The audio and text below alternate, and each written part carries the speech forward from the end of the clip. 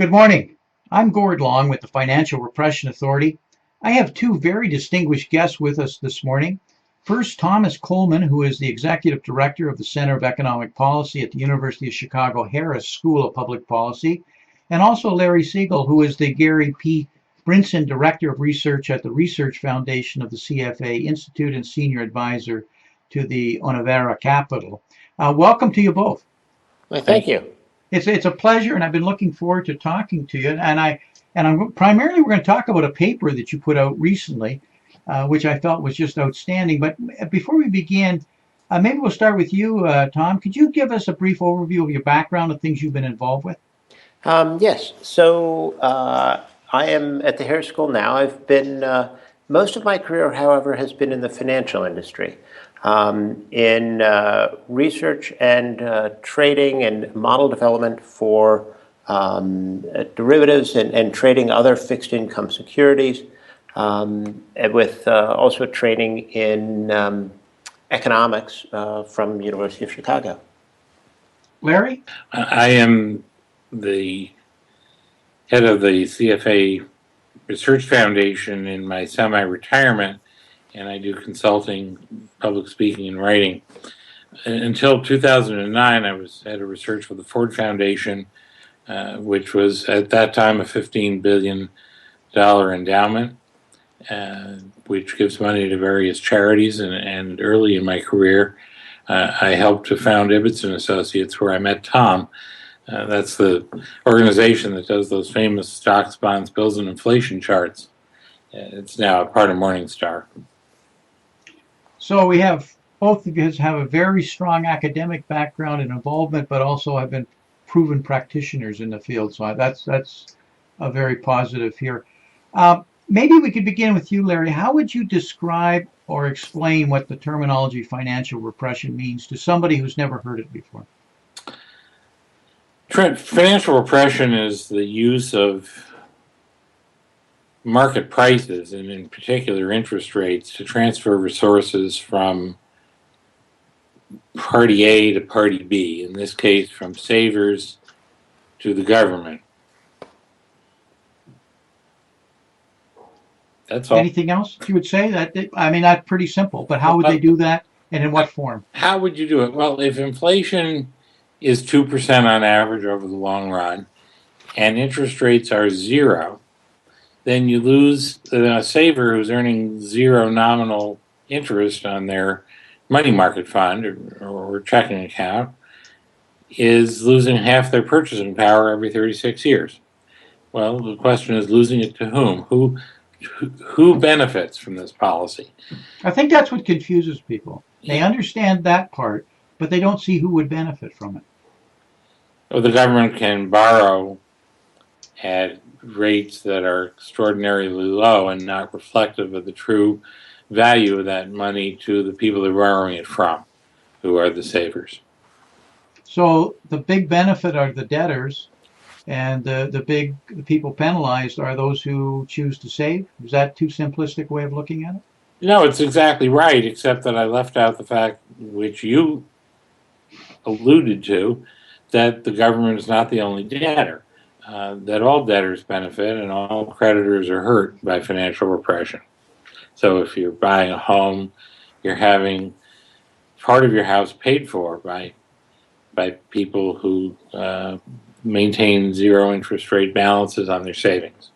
Yeah, so there's other parties that are large debtors other than government. There are people that are using high levels of leverage would also benefit, would they? Well, Tom, you know more about that than I would, but I would say yes. I would say yes, but it's not just people who are using high levels of leverage. But if you think about through the life cycle, when we're younger, we tend to borrow more. Students borrow for education. People borrow for their houses earlier in their lives. So throughout the economy, it's not just a matter of high leverage, but people are borrowing to smooth out their consumption over their lifetime. And so this is a transfer of wealth from from lenders, savers who tend to be older, to borrowers who tend to be younger. So that's one component of it.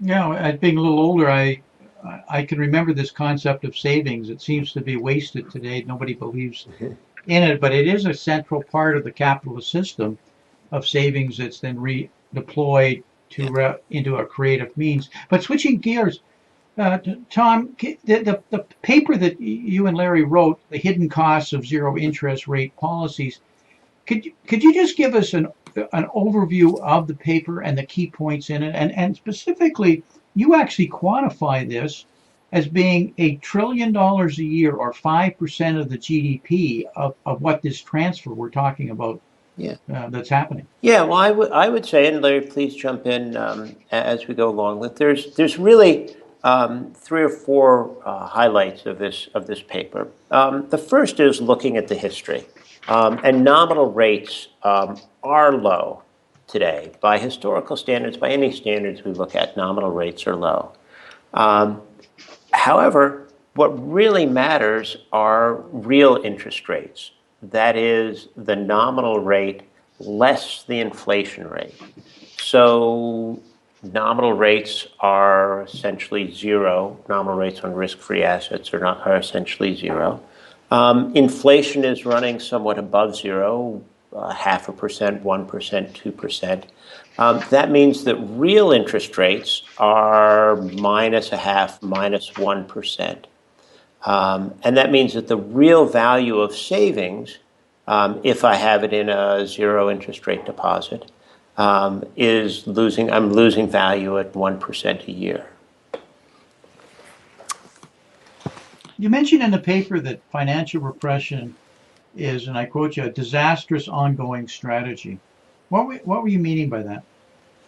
Well, I think negative real rates potentially distort decision making. That the real interest rate is the price which determines how much we consume or how much we want to consume. It's the price of consumption today versus consumption in the future. And negative real interest rates, and it is quite unusual to have interest rates, real interest rates, negative and for as long as they have been. That potentially distorts decisions about consumption today versus consumption tomorrow. Well, if you remember your corporate finance class, and this is just another side of the same thing, businesses decide whether to undertake a project based on whether the return that they expect to make on the project is greater than the cost of capital. If you force the apparent cost of capital low enough through a low interest rate policy, a lot of projects will look good, look profitable, in other words, that aren't if you were to apply a normal cost of capital or more typical return requirement to that project. So this motivates businesses and consumers to do a lot of things they probably shouldn't be doing. Would you call that malinvestment? That's a good word for it. That's what the Austrians call it.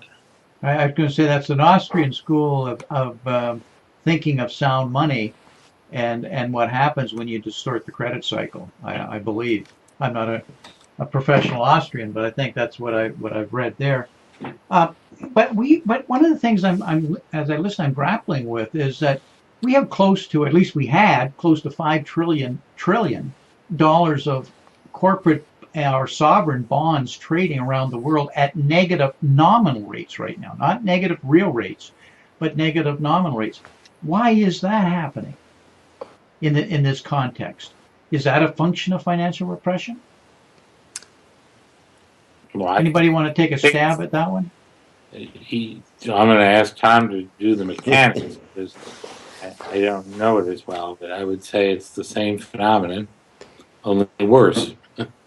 Yeah, it's simply rates being pushed down lower, and I think we've kind of learned recently that the zero interest rate, which we always thought was a lower bound, is probably not as much of a lower bound as we had thought. There's some value to having your money in a government bond or in a bank deposit, and that value is that, you don't have to have it under your mattress. It's much less at risk. If you have cash, it's really difficult, and you're at risk of losing it, somebody coming in and stealing it. So there's true value, and so somebody might be willing to pay a little bit for that. But again, in terms of thinking about decision making and consumption today versus consumption tomorrow, growth, economic decisions, it is the real interest rate that matters. It is the nominal rate less the inflation rate. So one of the reasons that nominal rates have gone down below zero, and particularly in Europe, is that inflation has trended yet lower. But again, I think it's the real issue, or the important issue, is to look at real interest rates. And I think our figure one in our paper, which looks at some of the recent history for the U.S. of Treasury bill yields, inflation, and the net showing the real T-bill returns, gives an idea of the kind of negative returns that we've seen over the past few years. Your paper does a nice job, too, of bringing out, this is not the first time we've had something we'll call financial repression, where we've had real negative interest rates. We had it in post-Second World War. Do you see this era that we have now being extended, being something that's going to be with us for a period of time, or is it something that's going to end near term? Any views on that? Larry, maybe we start with you. Yeah, it's extended way past the crisis period that followed the crash of 2008. The first intervention, which was the liquidity in the liquidity crisis when Lehman Brothers collapsed, was absolutely necessary. The markets had frozen up, and without the Fed providing massive liquidity, we could have gone into a liquidity depression. We had a sort of depression, but it's over. And this period of slow growth is not a depression at all. It's just a period when economic performance is a little disappointing relative to long-run expectations. And I would think that the interest rates would be where they were in the past when economic performance was not so hot, which is 2 to 3%. So if you apply that number as the normal rate, multiply it by the amount of savings, you get about $500 billion of a loss to savers. But what we did to get it up to $1 trillion, and we weren't trying to get the number up, we were just trying to find out what's the overall impact, is we applied it to equities. And when we did some calculations, we decided that equities are about half as sensitive to low interest rates as bonds are. So the saver may be losing 2%, but the equity holder is losing 1% a year. Yeah, but there are a lot of equities, and so that adds up to another $500 billion that's being sacrificed on the altar of attempting to use low interest rates to get back into a growth pattern. Yeah, and I think what Larry is talking about is in our Exhibit 3, we were looking at some estimates. And these are admittedly rough estimates, but trying to get a handle on what the transfer, the sort of wealth transfer from savers to borrowers might be. And, you know, it's, I think, useful to think of this as an implicit tax, and it is. But it is not simply a transfer from households to government. It's transfers also from one set of households to another set of households. So from older to younger.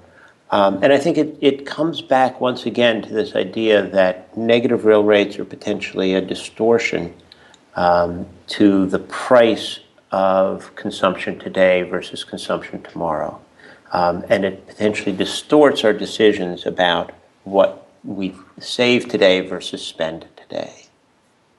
So the difference in the transfer, is that what you're in Exhibit 3 you're referring to in liabilities of the 284 billion? Those who actually Yeah. that would benefit from it? Yeah, absolutely. Those are going to be households that benefit from this transfer. So, I mean, this is not a large part of it is maybe a transfer from households to government or a transfer from households to corporations. But there are going to be households that benefit from this. And mostly from the old to the young. Mostly from the old to the young, correct. Yeah, But I think our point is that it's what's part of what's worrying about it is or concerns us is that it's a potential distortion of decision making.